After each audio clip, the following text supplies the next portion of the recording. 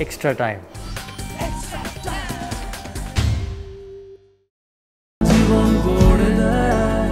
সত্যি জীবন গড়ে দেয়।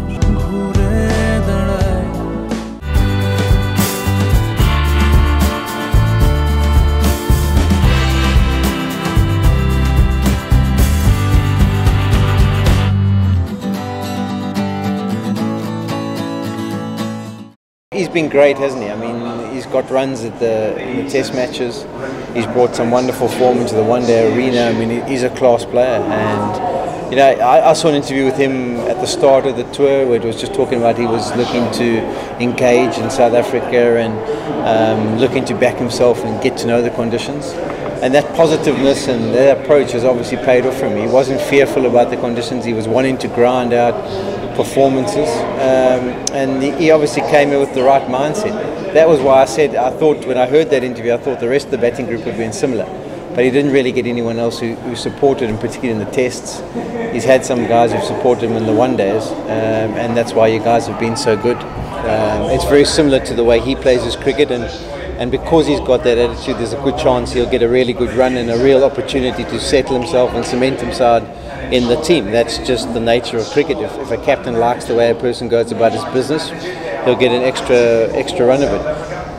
I liked his attitude of his approach in Cape Town. I thought he was very good, the way he played that knock. And he's obviously learning. He's got a bit to find out. He'll be ultra positive in India and the conditions where he can take on the spinners. He'll learn the art of what he needs to do in maybe England and Australia. So I think he still needs to find out how he wants to play, how he mixes his aggression with sound technique. And if he can get himself in for a period of time, then I'm sure he can learn. But yeah, he's got all the ingredients, I think, of the right attitude, some good skills, and time will tell whether he can develop that, take that potential. A lot of people have got potential, but to take the potential to the next level is always the key, so we'll have to wait and see. Well, I'm not really saying it's aggression that he's after, but it's the attitude of, I'm here to compete, I'm going to back myself, and I believe I'm going to win the battle and come out on top. I think that's the attitude that you have to have. I mean, Malcolm Marshall always taught me that you have a great respect for the opposition, but also have a great self-belief that whoever you come up against, you respect them, but you can win the battle. And I think that's what he wants to install. And that confidence, yes, I suppose it's always, it can be edgy. You know, if your confidence might go into over-aggression or over-confidence, and that's the balance that they need to find. But I suppose you can always curb that aggression and that attitude. Sometimes if someone hasn't got it, it's difficult to generate inside them. So I think they'll just have to work on that. Yeah, I mean, there's no doubt. In international sport, you're going to have emotion, but how you keep that emotion calm, and how you channel it in the best direction towards just performance rather than peripheral issues, I think that's the key. Came on this tour, I thought that was going to be their strength. I was a bit disappointed by the way they went. I think looking back, I think they've even identified that preparation-wise they needed to be here for more time. And I suppose it goes down to what are the actual goals you want to achieve. If you want to win test series away from home, then you have to give them more priority. And priority means more preparation. So I think going now to England, I mean, I've heard that some of the guys are going to go and play some county cricket. So preparation-wise, you would think they'd be better equipped. When they go to Australia, it's the same case in point. It just takes time. They've settled in, and we've seen in the one days that everyone's started to look comfortable. Probably, maybe even if you had structured the tour of having one-day internationals first and then the test matches, that could have been good preparation for you guys. But I think practice matches. I think if you needed to have 2 practice matches and also guarantee that you had some genuinely good opposition rather than just, I don't know, B-team players or development players or whatever. But that's where I think you got to set the goals. You know, I mean, what do you want to achieve? Is it a great thing to win a one-day series, or is it a great achievement to come away and win a test series in South Africa which you haven't achieved? And I think maybe that's where the priorities should have met the same in the preparation. You said that I think you always need to look at things from different perspectives. I mean, you've got the 60 wickets and that's fantastic, but then you've also got to look at the surfaces that were played on. The hardest one to get wickets on was Supersport Park, but the other 2 there was plenty of assistance. So you are going to bowl teams out when you've got surfaces like that, particularly in the fact that India bowled first most of the times. But yeah, I'm impressed with your stock. I mean, it's the first time that you've come on a series where you've had 5 or 6 or 7 guys that could have been picked and played and done a good job. In the past, you might have relied on just Javagal Srinath or I'm trying to think, Zahir Khan or something like that.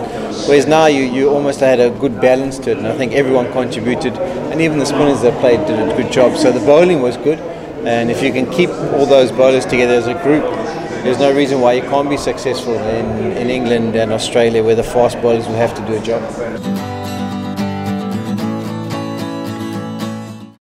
I mean, I think he's got something different, isn't it? And his action's different. He bowls from wide in the crease. He's a little bit more skiddier, rushes onto you a little bit.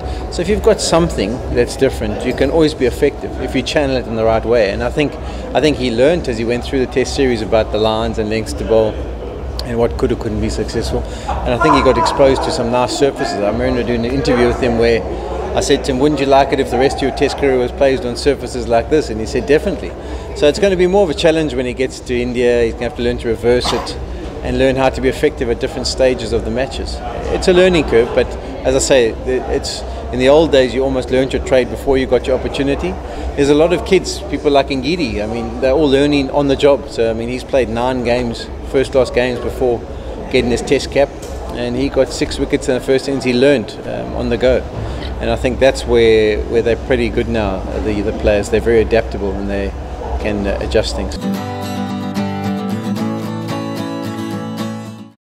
Well, I think in T20 format, all-rounders are identified as guys who can bowl 2 or 3 overs and also score 20 or 10 deliveries. I think the challenge comes where you have to repeat that performance for a long period of time. So bowling 20 overs in a Test match, or good 20 overs, or batting for 100 deliveries to get a 60 or something. All-rounders, the modern all-rounder, can contribute in T20 games, and we tend to see them as good all-rounders because they make a contribution. 1 score they'll get or some wickets. But I think consistency of being able to produce performances in all different formats, in all conditions, I think that's the challenge, because the younger players don't get exposed to as much of that as we might have in our day. I mean, I was actually we're chatting about it now. If you look at their one-day stats, it's brilliant. I think Kuldeep's averaging under 20. He's got 38 wickets and whatever. He's almost like 1.5 to more wickets a match. Chahal's very similar. I think he's averaging 22, and the economy rate is good. Can those 2 spinners win the World Cup for you in England? I think it's fantastic that you've got a tour there now to be able to judge what performances they get, because you don't always get surfaces that hold up. You don't always get surfaces that turn in England, and sometimes you can get there and it's a green seamer. So do you play both of them? I think that's the challenge for you guys. You need to work out whether those 2 can be relied on to go the whole way through to win you a big tournament, or whether you're going to have to find another option so that maybe one of them plays. Because I think the World Cup happens in the early part of the season in England, and in general those conditions don't really offer spin. But in saying that, when we got to the World Cup, we were expecting, last time in '99, we were expecting surfaces to be nipping around a little bit, but because it was the World Cup, it was almost like the surfaces were over-prepared, because the groundsmen were scared of anything going wrong, so they rolled them for more, they gave them less water. So it might work in the case. You guys were good in the Champions Trophy, but I think that was a different time of the year, and they played on the same pitches over and over again, which meant that they started to hold up and grip. But I think that's why your tour there is important, very important, because it's a year away, and you'll be able to gauge whether being able to play 2 of those will work or won't.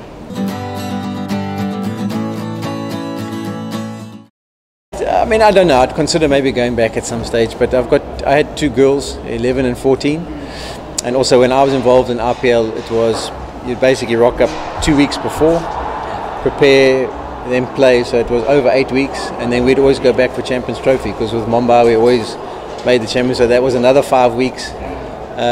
Yeah, it's just my kids were the age where I like to spend some time at home.